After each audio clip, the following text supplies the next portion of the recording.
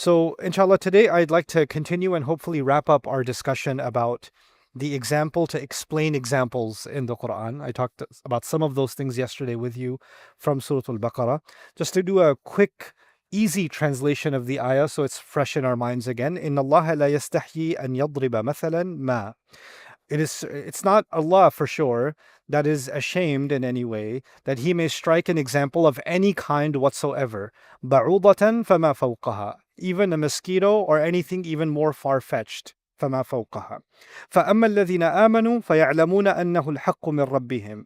And then as for those who have faith, they certainly know that it is true or purposeful from their Rabb, from their master. وأما الذين كفروا فيقولون ماذا أراد الله بهذا مثلا. And as for those who disbelieve, then they're the ones who say, what does God intend, what does Allah intend with this as an example? يُضِلُّ بِهِ كَثِيرًا وَيَهْدِي بِهِ كَثِيرًا. By means of this example itself, Allah allows many to be misguided, and by the same example, Allah allows many to be guided. وَمَا يُضِلُّ بِهِ إِلَّا الْفَاسِقِينَ. And He doesn't allow anyone to be misguided except those that are corrupt, al-fasiqeen. And then the next ayah, which I'll translate a little bit later, is the definition of the fasiqeen. Interestingly, in the order of the Quran, fasiq, I said corrupt. This will be the first definition in the order of the Quran as we have it of who is corrupt. So that's a really interesting piece of this puzzle also.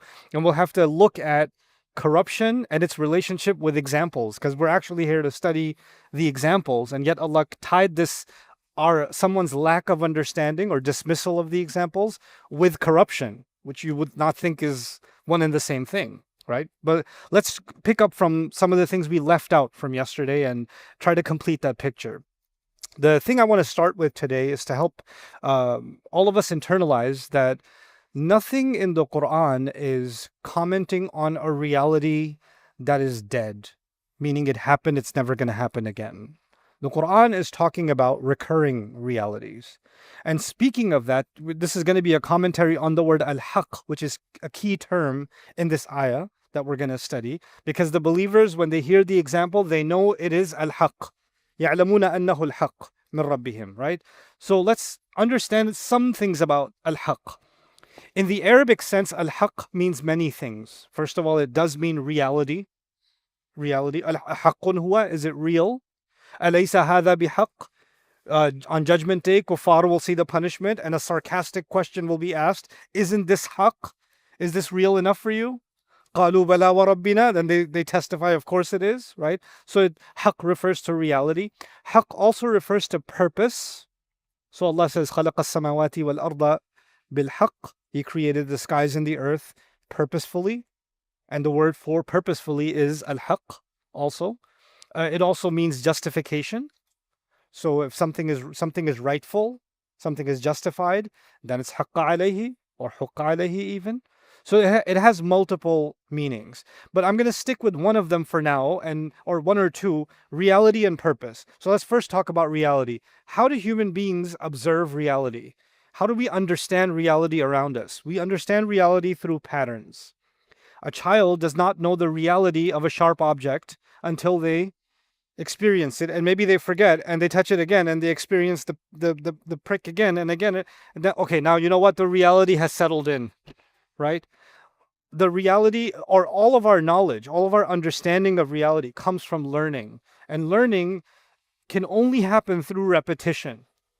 Words are repeated to a child over and over and over again until they understand the reality of its meaning and they can regurgitate them and understand them. Even, for babies, even before they respond to you, they can start understanding you, right? Even before they learn how to say the word, they've heard the word so many times, they know the reality of its meaning, right? And in science, to discover something, you conduct experiments and experiments and experiments, and then one of the times it worked. But that's not enough. You have to be able to repeat the experiment multiple times before you could say, this is real, it's not a fluke. So reality comes from something that is recurring. Now, the believer hears the example, and Allah says, يَعْلَمُونَ أَنَّهُ الْحَقُّ مِنْ رَبِّهِمْ. They hear the example and they immediately know that this is haqq from their Rabb. If it's reality, it means Allah is not just describing a singular incident, He's describing something that has a formula inside it. And so long as those same ingredients are applied, the same result will occur. This is a reality that is being described. So the example is not just some one interesting thing, some abstract thing. It's actually a way to understand the world. This is a larger subject. I know I don't want to get too abstract with you, but it's an important piece of understanding the Quran. The Quran isn't just talking about spiritual reality. The Quran isn't just talking about legal reality, or it isn't just talking about psychological or emotional reality. The Quran is talking about multiple dimensions of reality. Depends on where you are in the Quran. And for example, one of the aspects of reality Allah talks about that's often not understood, Allah talks about the reality of human individuals, and He also talks about the reality of human societies. Like human beings have a cycle from childhood to adolescence to teenage years to adulthood to old age, and there's a cycle. And there are certain tendencies we have at each of those stages, certain common denominators. Allah will talk about that reality. Allah will talk about the common overwhelming desires human beings have. زُيِّنَ لِلنَّاسِ حُبُّ الشَّهَوَاتِ مِنَ النِّسَاءِ وَالْبَنِينَ, etc. Right? That's at the individual level. But Allah also describes the life cycles of nations. What happens to a nation when it's at its top? What happens when it falls? There's formulae given in the Quran, and Allah is not just talking about some ancient nation that happened to. If you carefully study that, you can extract from it the formula. So the experiment is actually not the goal. The experiment is there to prove the formula. So what the Quran does is, if you contemplate, it's showing you the case study, but from the case study, you're supposed to extract the formula. And once you have the formula in your hand, now you can look at any other scenario and say, does this formula apply here? Does it apply here? Does it apply here? Right? So it's actually these sets of principles that allow you to see reality in a very different way. It gives you a set of tools that can be used over and over and over again once you have them, right? So this is actually what Al-Haqq embodies. Once you understand reality a certain way, you have a tool, you have a way by which you can see through what is real and what is fake. How to recognize an enemy, how to recognize a friend, how to recognize a nation on the rise, how to recognize a nation on the fall, etc., right? So that's فَأَمَّا الَّذِينَ آمَنُوا فَيَعْلَمُونَ أَنَّهُ الْحَقُّ مِنْ رَبِّهِمْ. Just on the reality side of things. The other piece of that is purpose. Al-Haqq also means purpose. Allah never gives an example unless it has a purpose. And He gave it in the final revelation because it will continue to have purpose until we leave this earth. In other words, no example is ever going to be irrelevant to our condition. Like, even if it's an example of a mosquito and you're like, I don't live in a tropical country and we don't have a mosquito problem. We're not in Houston. We have a much lesser mosquito problem in Dallas. So it's not that big of a deal here or whatever. No. Or I'm in Antarctica or I live in Alaska and they freeze to death over there. So we don't have a mosquito problem. It's not relevant to me. You're missing the point. The point isn't the mosquito. The point is the formula behind it. And that's going to live and that will always have a purpose. That will always have an application. And the believer sees that and they know that. Now, but there's a deeper problem. Allah says about the believer, even if you give the example of a mosquito, فَأَمَّا الَّذِينَ آمَنُوا فَيَعْلَمُونَ أَنَّهُ الْحَقُّ مِنْ رَبِّهِمْ. Those who believe, they already know it is purposeful and real from their Rabb. So Allah is talking about something very meaningful, purposeful, and He's commenting on reality in some way. He's not commenting on some abstract philosophical thing. He's commenting on reality. How do you know that before even understanding it? Like when you hear about the mosquito, you don't even know what the purpose of that is, but you know it's purposeful. You know what the Western academic calls that? They call that a faith bias. You don't even know what it is yet, but you already know it's true. How can you know it's true until you analyzed it, critiqued it, evaluated it, and eventually came to the conclusion that it's true? But before all of that experimentation, you already know that it's true? How come? Allah is talking about this because we are in the Madani Quran. And the Madani Quran is sitting on the foundation of the Makki Quran. And the Meccan Quran established why should you believe? Why should you become a believer to begin with? Once you understand that, why should I accept these words as the words of God? Once that is set, On top of that come the examples. On top of that come the examples. If that isn't set, if that foundation isn't there, then your response will be, what am I going to learn from a mosquito? What do you get from the kuffar? فَأَمَّا الَّذِينَ كَفَرُوا فَيَقُولُونَ مَاذَا أَرَادَ اللَّهُ بِهَذَا مَثَلًا. It's as if Allah is saying, Iman is almost a precondition to get what you need to get out of the examples. Iman has to already be there for you to learn from the examples. You have to believe in the value coming from this teacher, the ultimate teacher, Allah Himself, before you can benefit from the lesson. As simple as that. فَأَمَّا الَّذِينَ آمَنُوا فَيَعْلَمُونَ أَنَّهُ الْحَقُّ مِنْ رَبِّهِمْ. From a language perspective, there's the word amma here. And it occurs amma doesn't occur once, it always occurs twice. فَأَمَّا وَأَمَّا. أَمَّا الَّذِينَ آمَنُوا وَأَمَّا الَّذِينَ كَفَرُوا. But there were easier ways to say this. In Arabic we say خَيْرُ الْكَلَامِ مَا قَلَّ وَدَلَّ. The best way to say something is to use the least amount of words. So you could say يَعْلَمُ الَّذِينَ آمَنُوا أَنَّهُ الْحَقِّ. The believers know it's true. وَقَالَ يَقُولُ الَّذِينَ كَفَرُوا مَاذَا أَرَادَ اللَّهُ. And the disbelievers say, what does Allah intend? But أَمَّا الَّذِينَ آمَنُوا فَيَعْلَمُونَ. It's extended. And then وَأَمَّا الَّذِينَ كَفَرُوا فَيَقُولُونَ. It's extended again. Why extend this? This is a rhetorical device to say these two groups of people are polar opposites. They're far apart from each other. There's no, sometimes there's people that are Democrats, some people are Republicans, and some people are Democrats in some things and Republicans in other things. A little bit of a mix in between, right? Some people are conservative, some people are liberal, and some things they're not that conservative and the liberals not that liberal. That happens. But Allah is describing two groups of people that have no overlap. They are on extreme opposite ends. There's no in between when it comes to this. There's no compromise. There's no middle group when it comes to this. So Allah is actually drawing a very hard line between these two groups that approach the examples that Allah gives, the mindset that Allah gives. This is important to note because then for you and me, we better make sure we're on the right side of this camp because there's no in between. I'm kind of sorta in the middle. There's no sorta in the middle when it comes to this distinction. فَأَمَّا الَّذِينَ آمَنُوا وَأَمَّا الَّذِينَ كَفَرُوا. Okay. Then another important observation. And that is that when Allah talked about the believers, Allah said, يَعْلَمُونَ. They know. They know. But when He talked about the disbelievers, He didn't say they know. He said they say. يَقُولُونَ.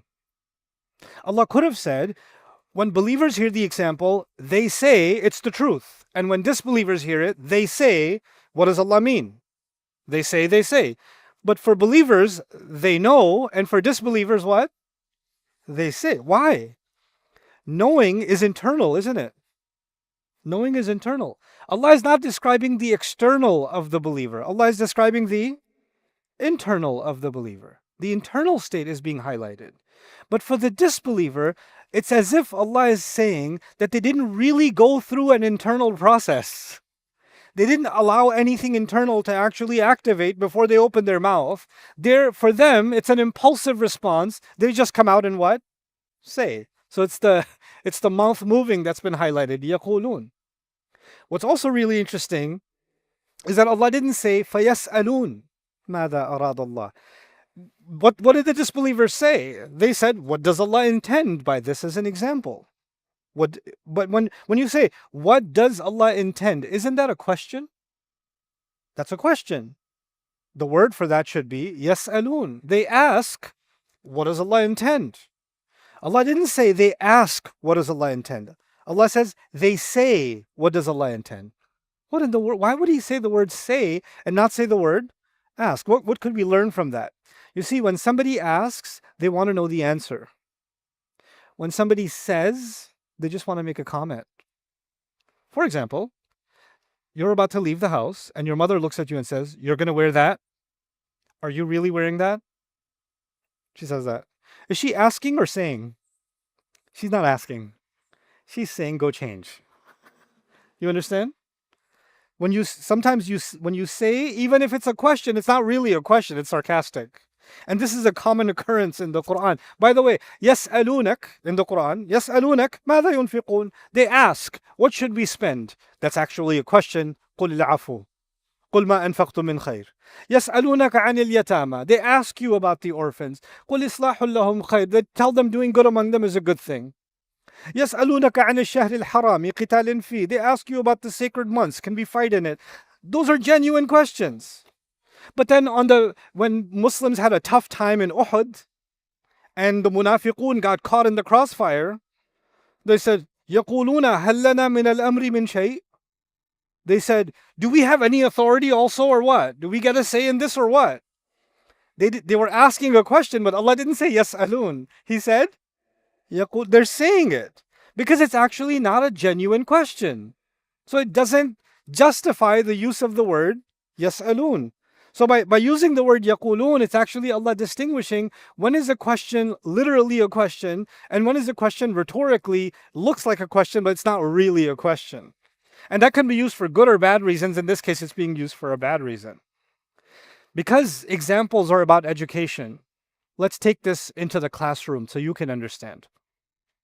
I've been teaching many, many years, and students of all kinds have questions.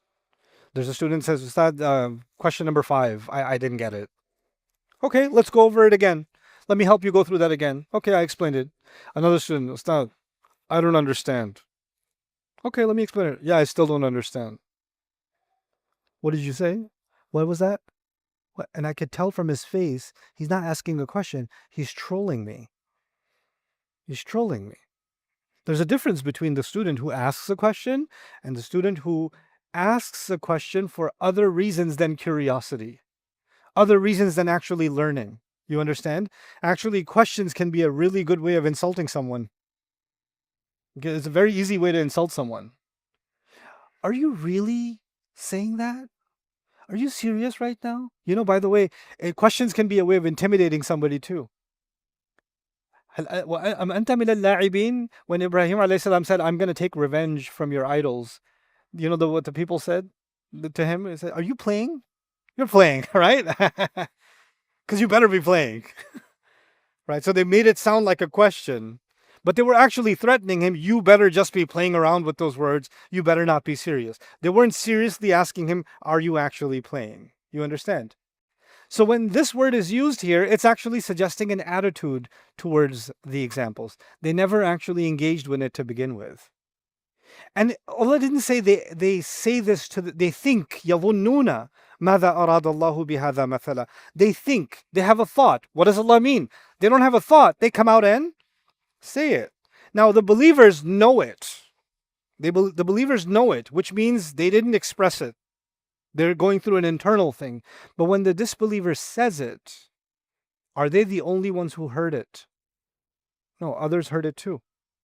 Others heard it too. And let's say, especially in this context of Surah Al-Baqarah, the disbelievers that are being kind of pinpointed are the knowledgeable members of the Jewish community in Medina. So the scholarly authorities. The scholarly authority that everybody looked at in the city as the sheikh, the alim, the mufti, the intellectual. He comes out and says, what does he mean by this example? What kind of example is this? When he says that, everybody else that looked up to him as an intellectual, what goes on in their head? Well, if he thinks it's silly, why do I have to waste my time even considering it?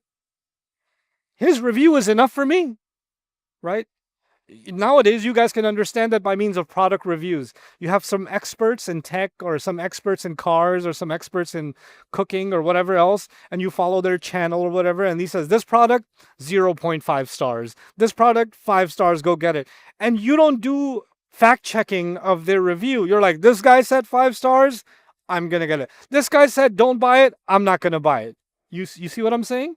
We have this inclination to hand over our opinion to the expert. So if the supposed expert comes out and says, this is a joke, this has no purpose, what possible meaning could there be? What possibly could Allah intend with an example such as this? With this as an example. And by the way, هذا مثلا is tamyiz. And if you say هذا المثل with a lam, هذا المثل, it would mean, what does Allah mean by this example? That's different. This is actually more condescending. What does Allah mean by this, of all things, as an example? As if to say, God couldn't come up with something better to give an example of than this? This is God giving an example? And he wants me to learn from this? And when an expert talks down to something like that, an authority, a social authority, an intellectual authority talks that way, then people tend to gravitate and say, okay, well, he looked down on it. How can I? By the way, another thing I need to tell you, like Allah describes, examples are a way to describe reality. And this was something happening in Medina, right? But there's something more. Everything you learn about the Jews and the Christians and the mushrikun in the Quran are all tendencies that Muslims can have. It doesn't make us Jews and Christians and mushrikeen, but we can have some Christian flavor in our behavior, some Jewish flavor in our behavior, some mushrik flavor in our behavior, while still retaining our Islam collectively, and especially in our social practices. So is it possible that some people are really enamored by a public personality, a sheikh, a da'i, a sheikha, whoever? Like, I just take knowledge from this person because when they speak, my heart feels so good.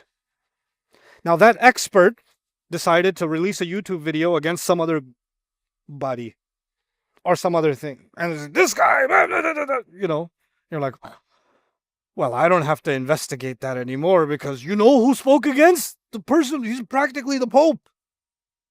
He looked down upon this person. So I don't have to have an opinion anymore because the ultimate authority has already spoken. This is actually something that will commonly occur. This is something that this resignation to authority, this appeal to authority, it's one of the logical fallacies in philosophy, right? Somebody has a certain kind of authority, now their opinion becomes a proof by itself, right? And Muslims love doing this, by the way. They say, okay, what you're saying makes sense, but I heard a sheikh say one time. I was like, okay, so if you heard a sheikh say one time, but that was a really big sheikh. Okay, yes, he was. But the problem with that kind of thinking, not to dismiss any scholar, is that when you say a person said, therefore, I need you to validate you as a bigger sheikh than that sheikh. Are you saying you're bigger than that sheikh? Is that why your argument is correct? So what makes an argument true is who's got the bigger sheikh, right? But would that work? Think about this. Would that work in the court of law? Would a lawyer come along and say, by the way, my argument, well, where'd you graduate from? Well, University of Phoenix Online. But the other lawyer says, I graduated from Harvard. My argument is better because where I graduated from. Would that work in the court of law? No, it works in the court of Muslim society all the time. We're not interested in evidence. We're not interested in the argument. We're not interested in the truth. We're more interested in the authority. I don't dismiss the authority. But what makes the authority is that they're more thorough in their investigation. They're not genetically superior. They're not spiritually already elevated to be in a position of authority. That was the mistake of the Israelites. We are already the chosen. We have passed an opinion. Who are you? Who are you to have another opinion? And they can pass an opinion on Allah's word. What could Allah possibly mean by this as an example? Now Allah says, يُضِلُّ بِهِ كَثِيرًا. By means of this, He misguides many. This could be looked at a couple of ways. One way you could look at it is Allah gave this example almost as a test for people to see if they approach it with humility, then they will learn something from it. And if they don't want to approach it with humility and they want to be misguided and they want to dismiss it, then they're free to misinterpret or dismiss it and walk away from guidance. And Allah will allow that to happen. Allah will not force guidance on anybody. People often have this question, Quran is perfect, the word of Allah is perfect. How come people study it and they still don't become Muslim? I mean, I have the good fortune of going sometimes to conferences on Quran studies where the majority of the people that are presenting, scholars of the Quran, are all non-Muslims, or majority of them are non-Muslims. PhDs in Quranic studies, 20, 30 years of their life studying the Quran, majority of them not Muslim, right? And they're discussing the tafsir of this surah or that surah, or the historical analysis of this ayah or that ayah, and the guy's written 500 pages on a single ayah. It's impressive work. and you go want to talk to them in the break. Hey, you said this in your paper or that, and I'm studying and I'm learning from the guy, and he goes, hold on, can I speak to you a little bit later? I'm gonna go out with my friends and have a vodka. I'll come back and discuss the rest of the ayah of khamr with you, right? You're like, they know more Arabic than most Muslims. They know more tafsir than most Muslims. They have more research than most Muslims, but they don't have any guidance. Well, why not? What's missing here, right? There's already from the very beginning, there's a dismissal that this can be the truth from their Rabb. يَعْلَمُونَ أَنَّهُ الْحَقِّ. There's a qualifier. أَنَّهُ الْحَقِّ مِنْ رَبِّهِمْ. From their Rabb. For the disbelievers, what could God possibly mean by this? What could possibly be a purpose out of this? So Allah says many are misguided. By the way, the scholars of a society, the intellectuals, are they the majority of a society or the minority? They're always the minority. So how come Allah is saying many are misguided? Because when the intellectual authority and the influencer, when the people at the top of the social pyramid, when they have an opinion and they broadcast their opinion, how do we know they're broadcasting their opinion? يَقُولُونَ. They're broadcasting their opinion. Does that have an impact on hundreds of thousands, millions of people? Yes, because millions of people would rather not think for themselves. Millions of people would say, look, I'm busy with work. I'm busy with my family. I'm busy with my finances. I'm busy with my drama at home. I'm not going to think about this myself. There's a professional thinker. I'm just going to go to listen to them. They did all the thinking for me. If they think it's good, it's good. If they think it's bad. I got other things to think about. When people say most people are sheep and gullible, I don't accept that. Most people are only sheep and gullible when it comes to the religion, because the religion is a side problem in life. They're never sheep when it comes to their money. They're never sheep when it comes to their medical attention. They're never sheep when it comes to a legal problem. They're never sheep in when they're deciding where to move or where to get their kids their education. Never sheep in anything else. All of a sudden they're gullible when it comes to their deen. No. It's not that. It's just that it's not important enough for you to have to think about it yourself. I would rather somebody else do the thinking. I'll just go to them and whatever they say, I'll just go with it. Who cares? Who cares? Just move on. When something really matters to you, and you really think it has to do with your well-being, your physical well-being, your financial well-being, your security, you're not just going to say, yeah, whatever. No, let me see. What am I spending money on? How much is this? Why should I get this car? Why do you want me to take this loan? Why do you want me to buy this property here? Why? You're going to ask 1,000 questions. When it comes to your deen, well, I heard some sheikh say it's good enough. I heard somebody say it's good enough. So that's why many get misguided. Allah is actually teaching us through this example that unless you and I learn to become thinkers, we're going to fall into the many sheep category. Allah doesn't want an ummah of sheep. Allah wants the people that think, that critically analyze. It's one of the distinguishing features of our religion. We're not blind followers. We're thinkers. لَعَلَّكُمْ تَعْقِلُونَ, so you can think for yourselves. لَعَلَّكُمْ تَتَفَكَّرُونَ, so you can deeply think. لِيَدَّبَّرُوا آيَاتِهِ, so they contemplate his ayat. Think. My goodness. Especially when it comes to examples, Allah actually emphasizes how much thought needs to be put in. How much you have to engage yourself to contemplate every single example Allah gives. As an exercise in just becoming a thinker. A believer is supposed to be a thinker. And so a believer comes to the ayah and says, it has purpose. You know what? It's not enough for them to say, it has purpose. I'm sure it has purpose. I feel good knowing there's a purpose mysteriously. I can move on. No. If it has purpose, I better find out what that purpose is. I better engage in that exploration. And that's not going to happen through, I'll turn to people who know more, but I'll do my own thinking also. On that vein, I'll tell you a true story. Recently, somebody came to me and said something really interesting, and I thought you should hear about this. It was a young lady who came up to me and she said, I really love your work, but I also hate your work. I was like, oh, that's cool. Tell me why. She goes, because I listen to you and I learn a lot about the Quran, but the problem is then you did all the thinking for me. I didn't do any thinking. You did all the work. And so it's like, I mean, I like it, but it's not My relationship with the Quran is through your relationship with the Quran. I was like, you're right. You're right on the money. That is a serious problem. What's the solution? The solution is you need to study the Quran by yourself without my help. You need to read the ayat and ask your own questions and engage with the text yourself directly and document what you think it says, what you think it doesn't say, etc., etc. And then eventually listen to a lecture of mine. And even then, maybe some of your questions didn't get answered. Then also go to the tafasir, also go to other scholars, engage in an investigation. But the first step cannot be somebody else. The first step has to be you. The first step cannot be me. Maybe in the beginning, here and there. But if you really get serious, the first step has to be you. I'm just there to kind of help you along or validate some things or invalidate some things as you go. And you kind of, you come to me for a little bit of help here and there, and you end up even disagreeing with me, all good. Because we're all trying to learn. But that's supposed to be the process. And that was actually a beautiful question. I thought it was a beautiful thing. Because that's actually the intent from Allah in the institution of examples. Okay, so now let's move forward. Allah says, وَمَا يُضِلُّ بِهِ إِلَّا الْفَاسِقِينَ. But I was going to give you other examples too of يَقُولُون being sarcastic. Like يَقُولُون فَمِنْهُمْ مَنْ يَقُول أَيُّكُمْ زَادَتْهُ هَذِهِ إِيمَانًا. Among them is those who say, who of you heard this and their iman increased?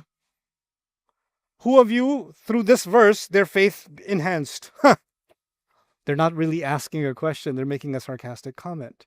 So that يَقُول is in that vein, right? Okay. Now, Allah says, وَيَهْدِي بِهِ كَثِيرًا. He guides many with it. Who did He mention first? Those He allows to be misguided. He's given this book as guidance, but a misuse of this book, and you are free to be misguided. And what's the only difference? Mindset. It's the only humility. Humility to the word, or a pompous rejection of the word. That's the only difference. And then He says, now as I read this ayah, I start getting nervous. Well, if Allah allows many people to be misguided with the Quran, then how do I know I'm not one of them? And then He says He guides many also with it.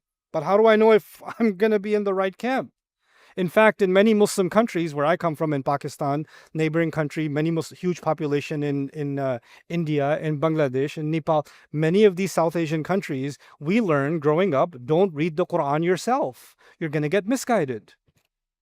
You need to master usul al-fiqh, sharia, aqidah, usul. There's a long list of ulum before you even open a page of the Quran. Other than that, just recite it for barakah, right? That's what you learn, right? And otherwise, you're going to be misguided. And when you read that, you're like, oh, you're reading Quran by yourself, you're going to be misguided. You're going to be misguided. When the Quran came, even the jinns were commenting on the Quran without getting an ijazah in fiqh. In the Quran. Right? And the Quran is telling us about young men who didn't have any prophet, who just said there's a single God, and they ran off into a cave. And they're heroes in the Quran with no ijazat. Right? But now we have to go through 18 filters before we even open the book. That's the new standard, right? So we misinform the public to say, don't engage with the Quran, you're going to be misguided. No, you will be misguided if you come to it with the wrong attitude. With the wrong attitude. I should come to the book with humility, looking for answers. And when I get questions, I should go to those who know more than me and seek their help and continue to seek their help, but still continue to ask questions. That's what's supposed to happen. That's how I'll know I'm not falling in the first category. But then there's another safety filter in this ayah. Allah says, وَمَا يُضِلُّ بِهِ إِلَّا الْفَاسِقِينَ. Just when I was wondering, He allows many to be misguided, many to be guided. Allah says, and by the way, He does not allow anybody to be misguided by these examples, except those that are fasiqeen, the corrupt. The corrupt. Now, this is really cool. I've said this enough times, but I don't get tired of saying it. There's two versions of the word corrupt in Arabic. Fasid with a dal and fasiq with a qaf. And the fasiq with a qaf, fasaqa, is actually used for when the goo on the inside of a fruit, kharajat min qishriha, when it comes out from the shell. So if an apple is bad, but it looks good, but only when you open it, you find it's rotten on the inside, it's fasid with a dal. But if you look at the apple, it's already gooey. It's got the brown spot on it. You can stick your finger in it. That's fasiq. That's fasiq. So fasiq actually means a corrupt person whose corruption is no longer hidden. It's actually come out. It's exposed. A fasid could be a person who's corrupt, but their corruption is not very well known. It's embedded. It's hidden. That's the difference between fasiq and fasid. But so, by the way, for food also, you can say ta'amun fasid and ta'amun fasiq. Labanun fasid, labanun fasiq. If the milk is fasid, it looks good, and then you drink it and you find out. But if the laban is fasiq, it's turned green already. So you already know, inna lillahi wa inna ilayhi raji'un. Right? Okay? That would be fasiq and fasid. Allah says the only people who Allah allows to be misguided, even though they're engaging with the examples, are the fasiqeen. And so Allah is taking us in a very different direction. This is going to take about 10 minutes for me to explain, no longer, and I'll call it a night. But please pay attention to this. Usually, when you don't understand something, you are missing something called prerequisites.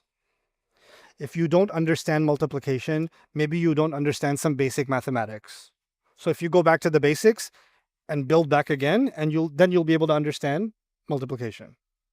And maybe you need multiplication first before you can get into division, etc., etc. So you need prerequisites. If you're having a hard time with accounting 301, maybe you should have paid more attention in accounting 201 before you jumped into accounting 301. Make sense? Right? So when you don't understand something, or you're lost engaging with something, usually the problem is an intellectual deficiency, a knowledge deficiency. The Quran is pointing out that people are not able to get guidance from these ayat, but he's not saying the problem is a knowledge deficiency. The problem is a moral deficiency. The problem is a spiritual deficiency. The problem is a character deficiency, not an intellectual deficiency. Why did Allah say that? Allah was talking to ulama of Bani Israel who have zero knowledge deficiency. In fact, they were extremely intellectual. In fact, they were so intellectual, they recognized the Rasul of Allah sallallahu alaihi wasallam as well as they would recognize their own children. كَمَا يَعْرِفُونَ أَبْنَاءَهُم. They recognize. Knowledge was not the problem. Something else is the problem. So when we go around telling the ummah needs knowledge, the ummah needs knowledge, the ummah needs knowledge, bro, what Quran are you reading? We don't just need knowledge. We don't just need knowledge. There needs to be knowledge education, but there needs to be character building also. Give it whatever name you want to give it. Call it tazkiyah, call it tarbiyah, call it akhlaq, whatever you want to call it. But there needs to be character transformation. And that's not the same as education.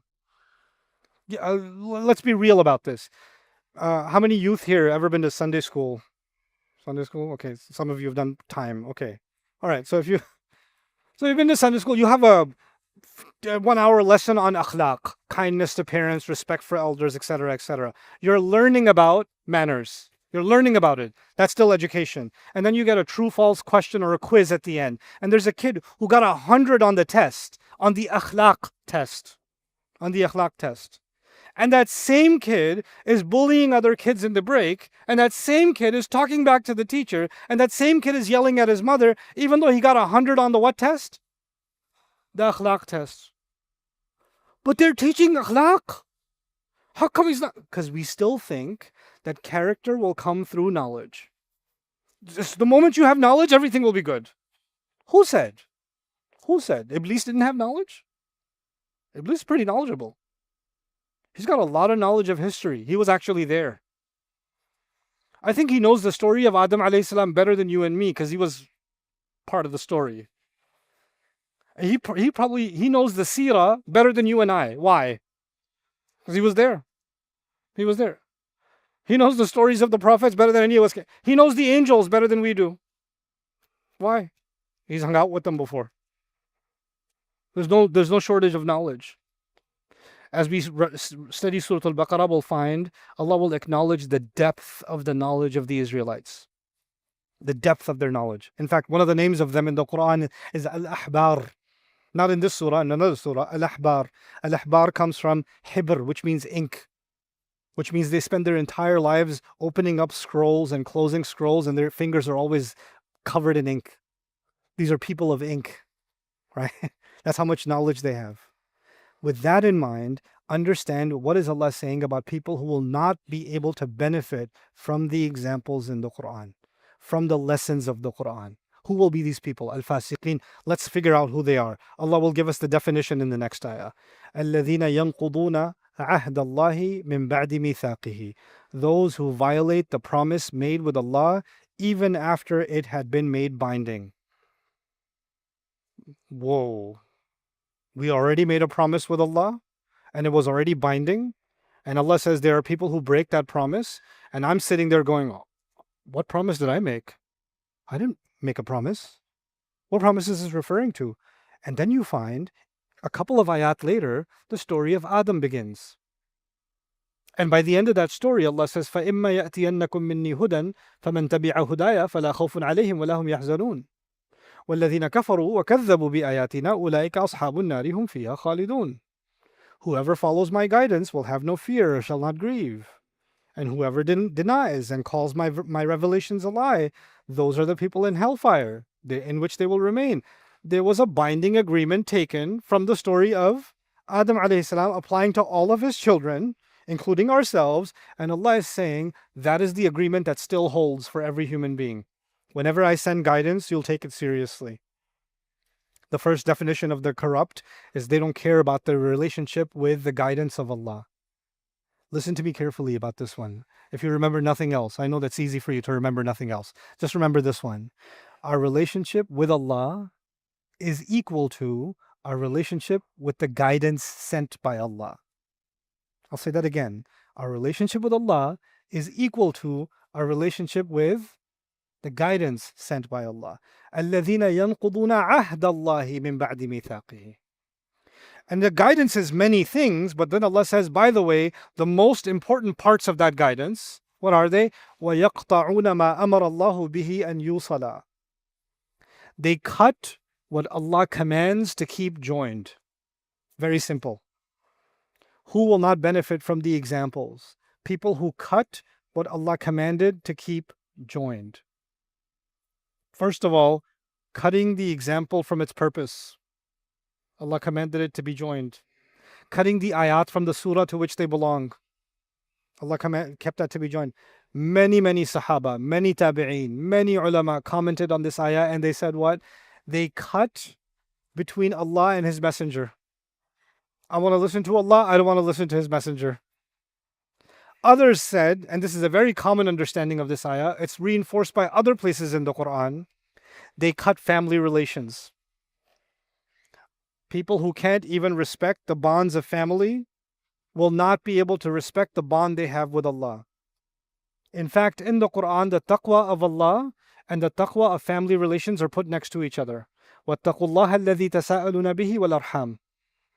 So just like we must not disconnect our relationship with Allah, the biggest proof of that is we must not disconnect our relationship with families.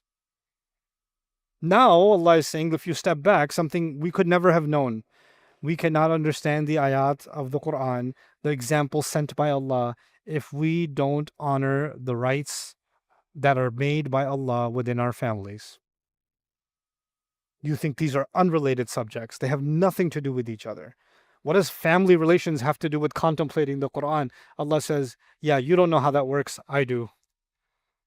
Because the family relations would be a different class and contemplating the examples of the Quran would be a different class. Allah says, no, that's all the same class. You don't have the brain capacity to know that these two things go together. The only one who could have told you that these two things have an integral relationship with each other is Allah. وَيُعَلِّمُكُم مَا لَمْ تَكُونُوا تَعْلَمُونَ. He teaches you what you couldn't have known yourselves. We only know how to make logical connections between things from the way we can see them, but Allah knows about connections between things that we cannot perceive. That is one of those connections. I could see some logic to it too. Allahu A'lam, the complete wisdom. But some logic makes total sense. If someone doesn't even abide by the closest relationships they have that Allah put in their fitrah, they don't honor their mother, their father, they don't give the rights of their children, they have no rahmah in them. You know how the Rasul says, "Man la yarham la yurham," the one who doesn't show rahmah will not be shown rahmah, right? If they're not If they're that kind of person, that means they're not grateful for the closest blessings they have, their own family. If a person can't even be grateful for the seen, how will they ever be grateful and humble to the unseen? That's impossible. This is why Allah put worship of Allah right next to goodness to parents. Because if you can't even be good to your parents, how are you gonna, like, they're the ones who raised you and you can't even show them humility. How are you going to show humility to the Rabb who you can't even see? That doesn't make any sense.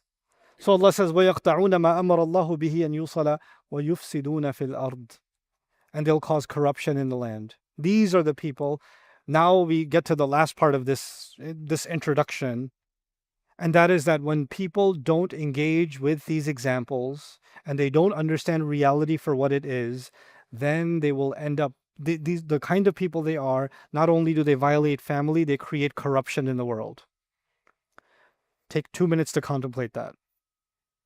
When people break families, when children are not taken care of, for example, when fathers abandon their children, for example, when parents don't do their responsibility raising their children, when husbands violate the rights of the wife, when wife violates the rights of the husband, what happens to the next generation?